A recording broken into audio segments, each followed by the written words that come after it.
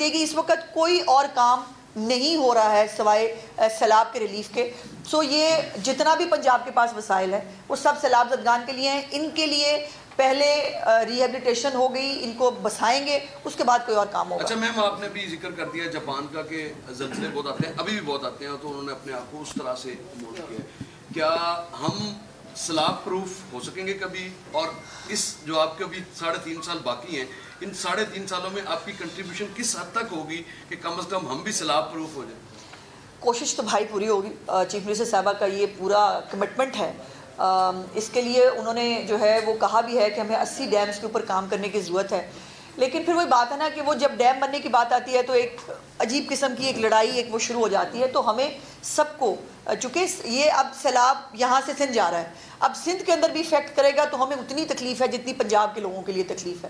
سو ہمیں سب صوبوں کو، میں نے جیسے پہلے کہا کہ بیٹھ کر جو ہے اس کے اوپر جو ہے وہ فیصلہ کرنا چاہیے۔ اور ڈیمز ناگزیر ہیں، ڈیم بنانے پڑیں گے۔ اگر نہیں بنائیں گے تو ہر سال یہی ہوگا اور یہ نہیں ہونا چاہیے۔ یہ اب 75-76 سال بہت ہوتے ہیں۔ ایک خاتون کو بھی سوال کرنے دیں۔ جو ہے وہ پنجاب اور وفاقی حکومت کو خط لکھنے جا رہی ہے کہ سیلاب متاثرین کو کی جو نقصان ہوا ہے نا ان کا ازالہ کرے، تو آپ سمجھتے ہیں کہ اس خط کی کوئی ضرورت ہے؟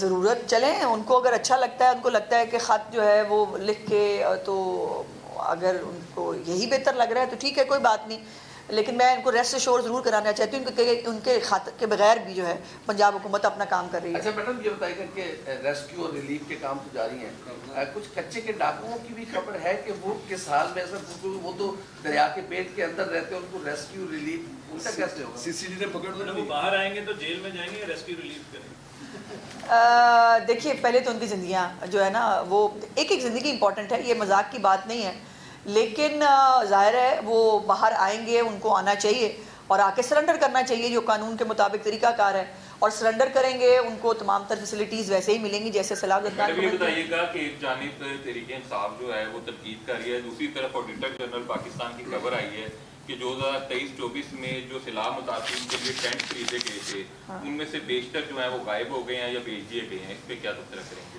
ابھی میں کوئی سیاسی بات نہیں کرنا چاہتی۔ دیکھیے اگر میں بھی وہی شروع کر دوں جو وہ کر رہے ہیں، ان کی ایک پروپیگنڈا کا منہ توڑ جواب میرے پاس موجود ہے، بٹ یہ موقع نہیں ہے۔ اس وقت پنجاب کے لوگ میرے منہ سے کوئی سیاسی بات سننا نہیں چاہتے، وہ یہ سننا چاہتے ہیں کہ ان کے لیے کیا ہو رہا ہے، وہ یہ دیکھنا چاہتے ہیں کہ چیف منسٹر ان کے لیے کیا کر رہے ہیں۔